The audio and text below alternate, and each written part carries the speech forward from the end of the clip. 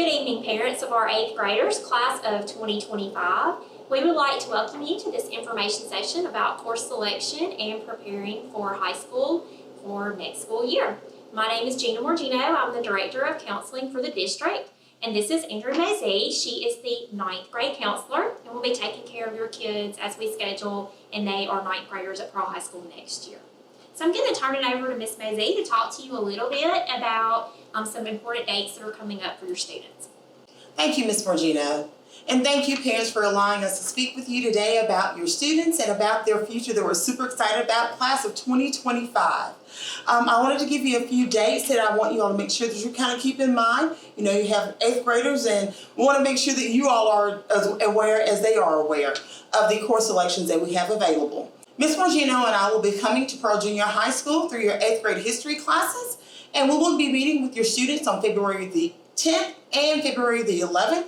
We'll pass out the choice sheets to your students along with their curriculum guide, also known as the Navigator. During this time, we will be speaking with your students regarding their graduation requirements, and we'll be giving them detailed guidance regarding their course selections and career paths. As well, students will have 1 week from the day that we pass out those choice sheets to bring those back to us signed, and it must have a parent signature. We will return back to the campus. That will be all of our Pearl High School counselors return back to the campus on February the 17th and 18th, and we will speak with your students individually to discuss their individual student plan and talk about their choice sheets. Make sure, of course, that you've had an opportunity to meet with your student and have an opportunity to bring that back signed to us. It must be signed in order for us to meet with your student. We look so forward to getting to know your student and having opportunities from this point forward to move through the high school. Thank you. Thank you, Ms. Mosey. And just to recap, parents, we'll provide all that information for your student to bring home on the 10th and the 11th. You guys talk about it. You'll have a week to talk about it, and then we'll be back on the 17th and 18th to take that up. So your student just needs to have that signed form from Ms. Mosey in their backpack at that time, and we'll be coming right back to their history classes. Before we get into some detailed information for you about graduation requirements, I just wanted first to reassure you. I want to reassure you that although we're going to give you a lot of information about credits and what's required, we have that covered on our end here at the school. We want you to know that we have a tracking sheet on every single student from right now until they graduate. The counselors will be tracking their progress and making sure that they're enrolled in the correct classes for graduation. That is not something that you as a parent needs to worry about. We are counting those credits and we are making sure that we have them scheduled in the right classes. Also, something that we do at Pearl is every year until they graduate, they will have a chance to meet with us, and they will meet with us individually to select their subjects and to discuss their future plans every year. We want them to have that time because they need to feel comfortable asking those questions to us individually. We want to determine kind of what their plans are, and we know those plans could change from year to year, and that kind of helps us make sure they're making the right decisions in terms of their elective credits and in terms of their requirements that they're trying to meet for their future path. So although we're going to provide you lots of information, we want you to know that we're tracking that and that that's something that you do not have to worry about. Okay, so we'll start out with the traditional diploma requirements that are required by the State Department of Education to receive a diploma in the state of Mississippi. I want to make sure you understand that these are the basic requirements. There are many other requirements if your student's planning to go straight to a four-year college, or maybe they're in our honors curriculum, and we'll talk about that as well. But these are the classes that are required to earn a Mississippi diploma and to graduate. So we'll start with English. Of course, they will take an English class each year and must pass 4. They have to pass 4 math credits. Their 8th grade math credit, no matter what that is this year, will count as one of those 4 math credits toward graduation.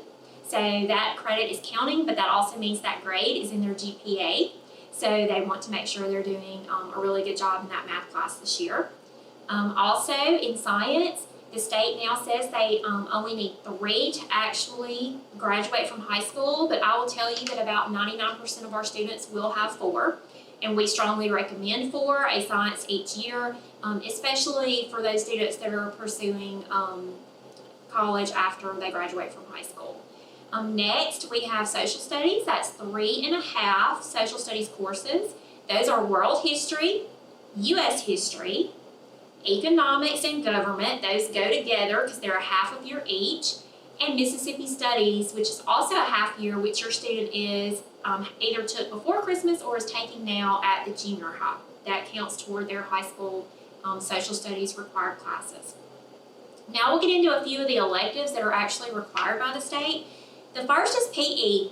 PE is, or an equivalent to PE, you must have half of a year of that.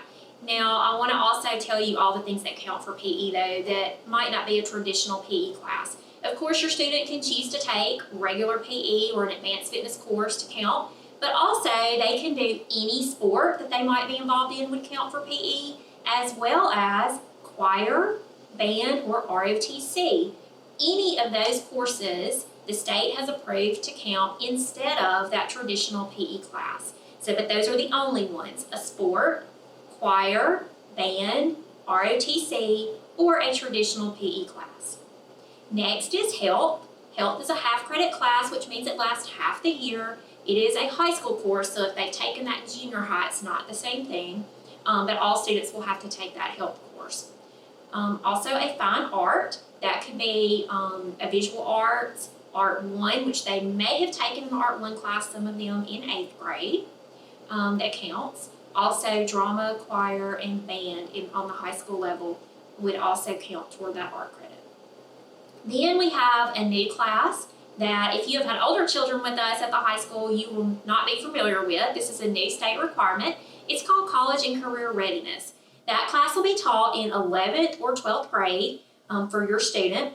And it's kind of what I call a life skills class. They're going to do a lot of personal finance, a lot of future planning, learning about financial aid, scholarships, all types of college planning. So we're really excited about this class, and I think it's going to be beneficial to your kids. Again, that one is required their junior or senior year. Next is a technology or computer elective. The vast majority of our students will come to us already having met that requirement. Your ICT class, your STEM class, or your Cyber Foundations class counts for that 1 unit of technology or computer science that is required for graduation. Now, we offer many more computer and technology classes, and we encourage you to take more, but they're not required. Next is, of course, the rest of your electives. So any other class that you take at Pearl High School, in addition to these required classes, count as elective credits, and you will end up having to have a total of 24 credits to get a traditional diploma. That 24 is nothing to worry about.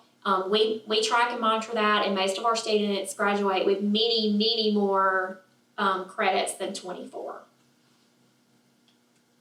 As I mentioned briefly before, I know a lot of you have goals for your children to go straight to a 4-year college after they graduate from Pearl High School. And if they do that, there are some additional IHL, institutions of higher learning requirements that your students will have to meet.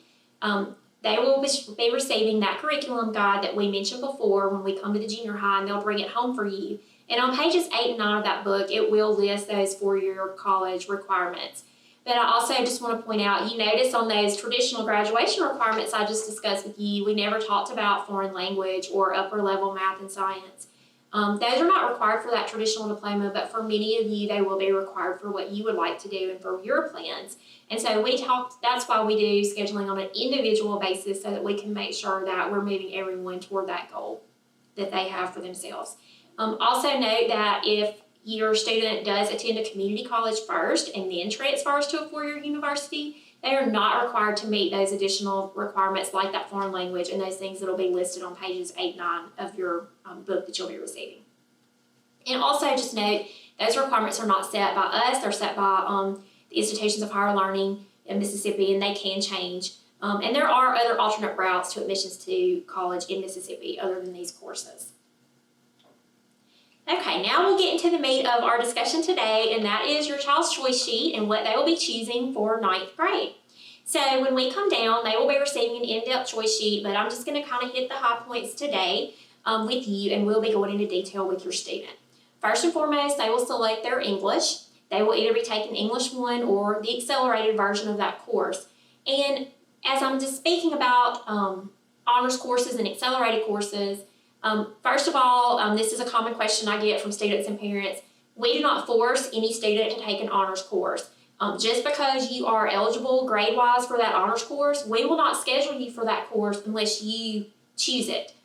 We will encourage you to choose that because we think that's great to challenge yourself if you're eligible, and we highly recommend that, but we would never schedule a student into an honors class that they do not choose. Also, there are prerequisites to be in our honors and advanced and tested subjects. Those are going to be based off their final averages primarily and a little bit off test scores. Those will be listed in depth on their choice sheets, but I can tell you as a rule of thumb for our 9th grade honors classes, if your student has been in honors this year, they need to have an 85 or higher at the end of the year in that honors course to go into the honors section next year. If they've been in a regular course this year and they would like to take an honors section, they need to have a 90 average in that regular class to be moved into the honors section as a 9th grader.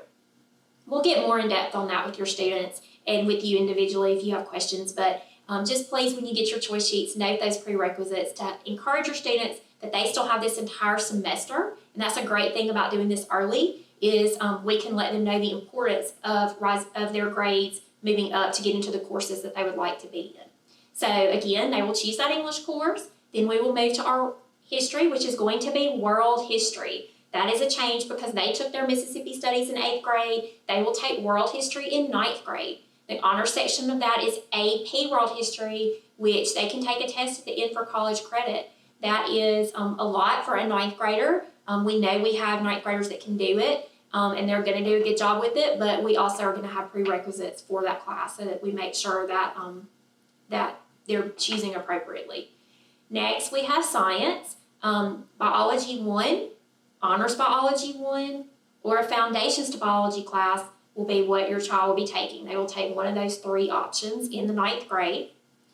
For math, they will either take algebra 1, foundations to algebra, geometry if they're already in algebra 1, or honors geometry.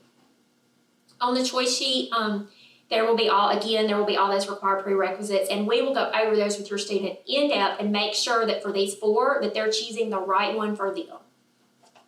Then you'll see we have those 4 electives over there in bold and capital letters because they're going to have a lot of choices.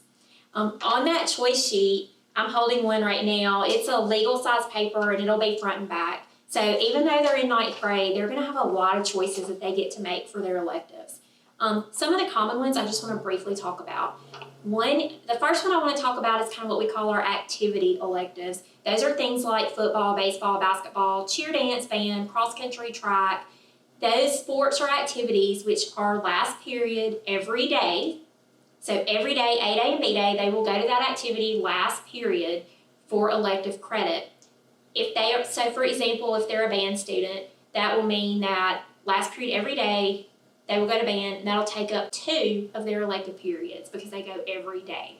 Same thing for those others that are listed there on the screen, that football, baseball, those other sports. Soccer is last block, but it's every other day. It will only take up 1 of their electives, as will softball, just 1 of their electives.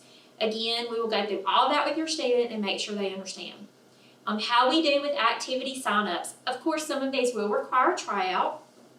And if your student is currently on the teams, we will go, and they plan to try out again, we will go ahead and schedule them for the activity until tryouts, and then the coaches will provide us a list after tryouts, and we'll adjust that as needed.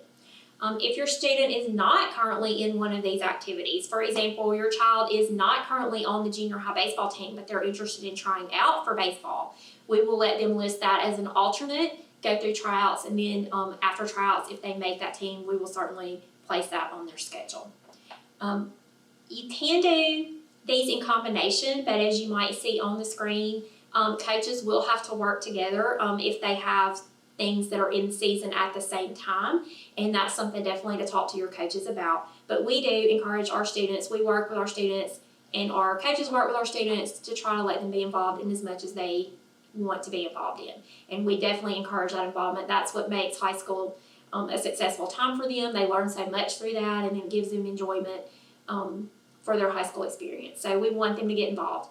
There are also many other activity electives like ROTC, choir, theater, art, many great opportunities that our students have depending on their interests and talents, and we'll be talking about those in their classroom.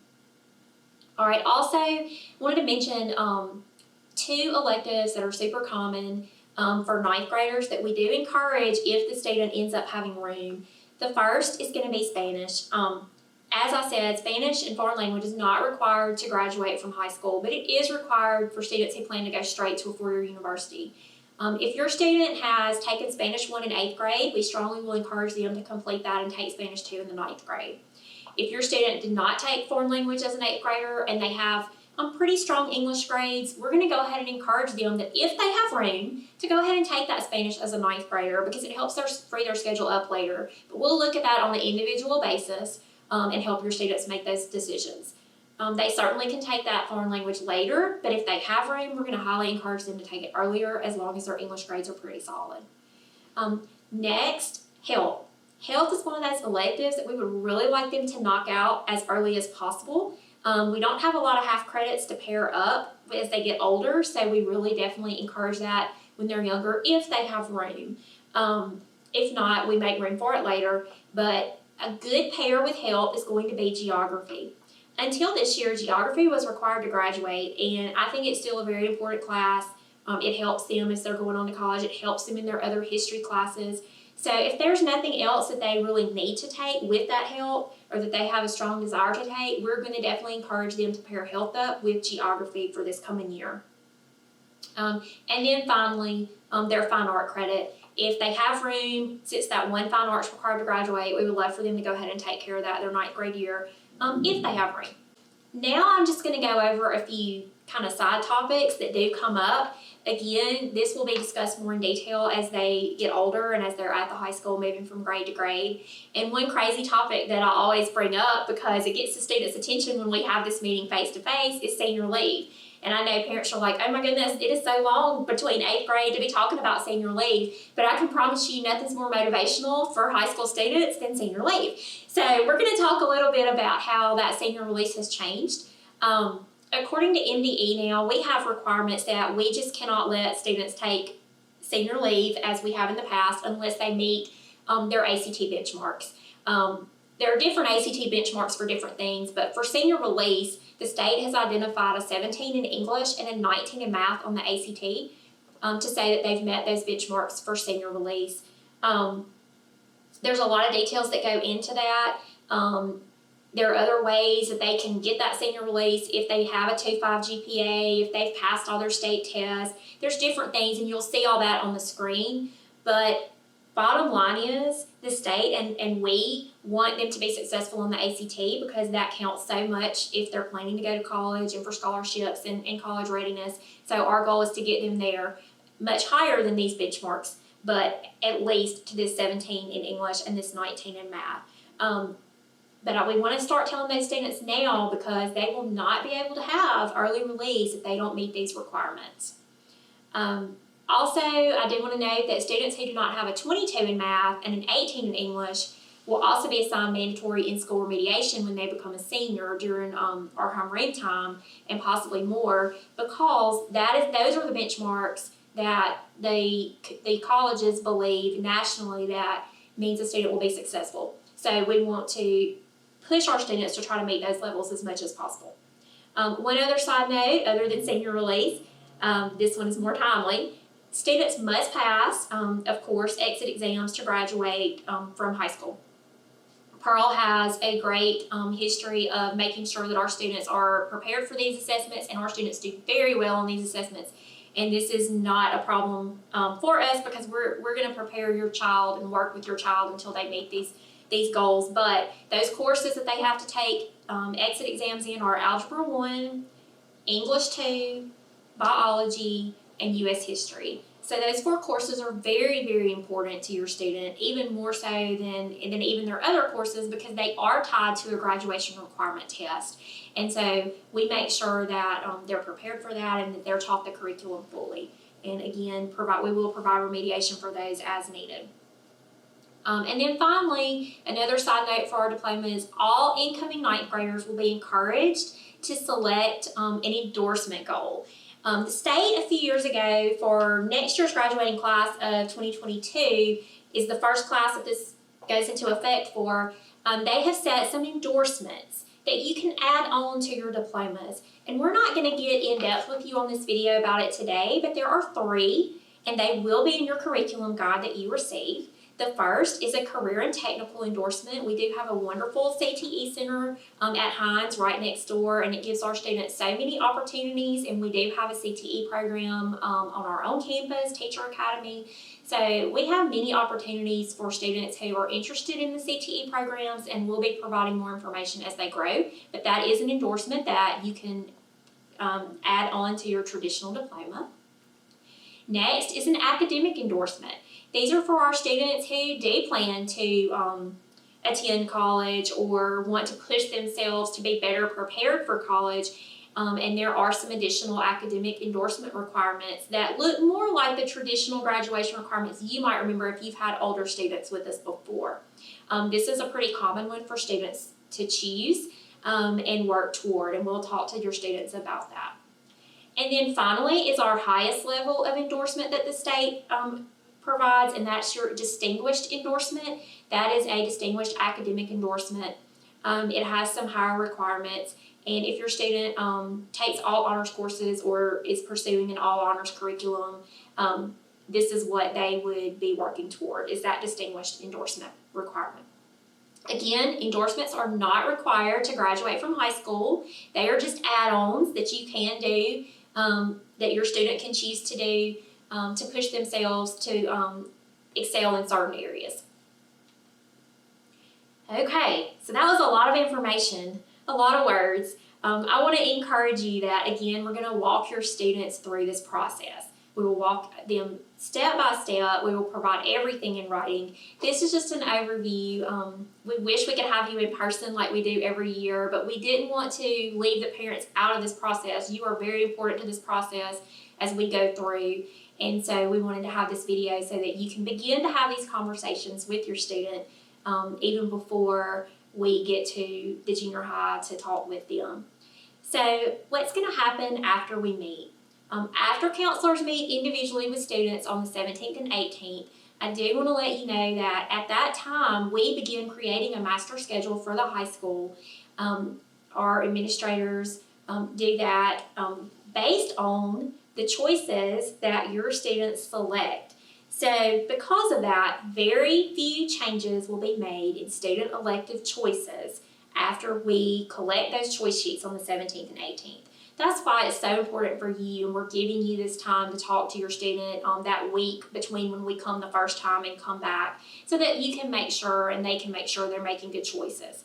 Of course, if they're trying to do things that they have to try out for, there will be some changes made based on that. If their grade improves between now and the end of the year and it qualifies them for a higher level course, we will certainly change those type of things. But when we talk about schedule changes, we mean things like, well, I've decided I don't want to take law ed and instead I want to take PE. Those are the kind of things that we may not and probably will not be able to change because we create classes based off of their request. And so once we have created that, a lot of times we do not have room to change those schedules around. Also, in this time of social distancing, we are very strict on our class sizes, so even less schedule changes will be available to our students.